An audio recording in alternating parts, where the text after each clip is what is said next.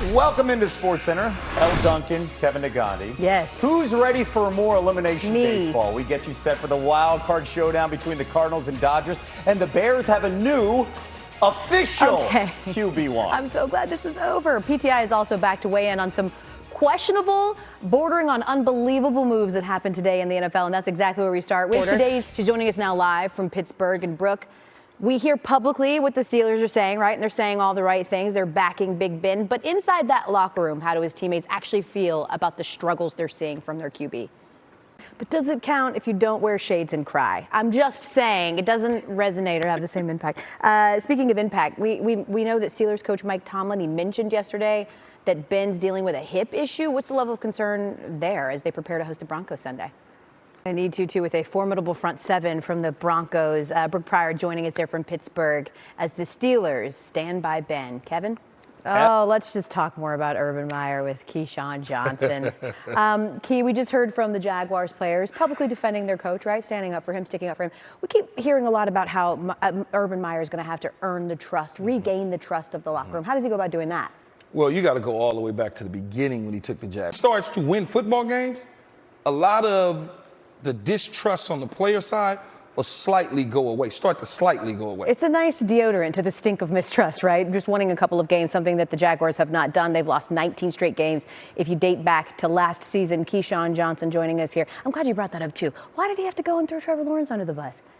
I told him on his bachelor party. Surprising, team right now, earlier on anyway in the NFL. As we say hello to Jeremy Fowler. Why'd the Panthers feel the need to make this move right now, Jay Fowl? They feel like at least for 11 or 12 games, they get a high-caliber player for a short price. I kind of joked. It's like essentially for a bag of chips. They could start a club really with the guys who Bill deemed not to be valuable anymore, sort of shockingly. Lawyer Malloy, Deion Branch, Richard Seymour, recently Jamie Collins as well. Panthers also got good news today in that Christian McCaffrey was back at practice today. He is still questionable for Sunday, but at least, despite being limited, they might be able to get him. Let's go to the other side. I talked about another trade that happened today. Like Gilmore, Jalen Smith was cut. This time, the Cowboys decided to release the linebacker after 4 years with the team. Why?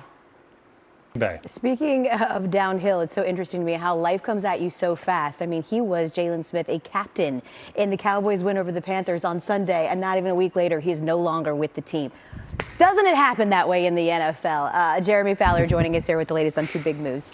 All right, Kevin, so this month ESPN is celebrating Hispanic heritage. The number 21, the one Hall of Famer Roberto Clemente wore throughout his career, carries special significance for Puerto Rican and Latin American players in Major League Baseball. Grammy Award winner Rene Perez, known as Residente, reminds us why the number 21 still resonates in the game today. Two coming your way, Elle Duncan, Kevin Negandhi. Who's ready for more elimination baseball? We get you set for another wild card showdown, this time the Cardinals and Dodgers. Hey, and the Bears, they have a new official. I am so QB1. glad. Yeah, I'm so glad this is over. Thank goodness. PTI is also back to weigh in on some questionable, bordering on unbelievable moves that happened today in the NFL, and that's exactly where we're going to start. First semifinalist, she joins us live now from Chicago, and Holly, those top-seeded Sun, find themselves in an elimination game, backs against the wall after two agonizingly close losses. So how are they moving past Sunday's game as they look to extend the series tonight?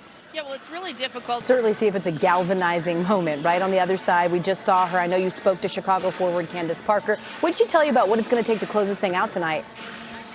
I love it. We're going to have a lot of fun here tonight anyway. It's going to be fantastic. Maybe we could put Chance the Rapper on the spot. He'll do a rap for us. We could whip the ponytail around. Holly, you've got the waves moving. You've got the Farrah waves. You're all good. Holly Rose going to be joining us here as our WNBA playoff semifinals continue right here on ESPN coming up at 8. Thanks, Holly.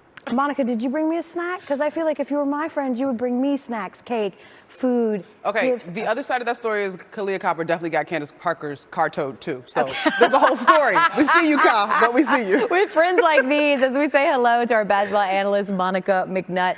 For those that don't know, I mean, the Sun had the best regular season record, and now they're a game away from elimination. What's the key for each of these teams, starting with the Sun? Well, Elle, it's one of the women that we saw right there, and I think it's going to be DeWanna Bonner. A little breaking news right here. Your Brianna January has just been ruled out. So how does that impact the game, right, considering she was one of your keys? Ooh, that's huge. Yeah. I mean, you talk about the veteran leadership. You talk about her ability as a point guard, going down the Mercury, a.k.a. Brittany Griner in particular, and they have to find themselves on offense, playing through and to Asia Wilson. Well, listen, it's an elimination game, right? So you wake up or you stay home. That's basically how it works. Monica McNutt, we're going to see here that WNBA playoff doubleheader, top of the hour, right here on E. We'll get you to that game in just a second, but the National Women's Soccer League was rocked last week by sexual harassment and misconduct allegations involving Courage coach Paul Riley. He was fired and Commissioner Lisa Baird resigned amid player criticism that their complaints weren't heard for years. This past weekend's NWSL games were canceled. Now, games are certainly going to be an uphill climb for the Sun as they try to stave elimination tonight. Candace Parker shuts it down on her home floor. Yeah, you're going to call it? You think this is it? This is it. Chance the Rapper is going to be there, so obviously she's got to do it for him. That's all Hello, Chicago. stand up. We're going to find out right now. The WNBA starts now.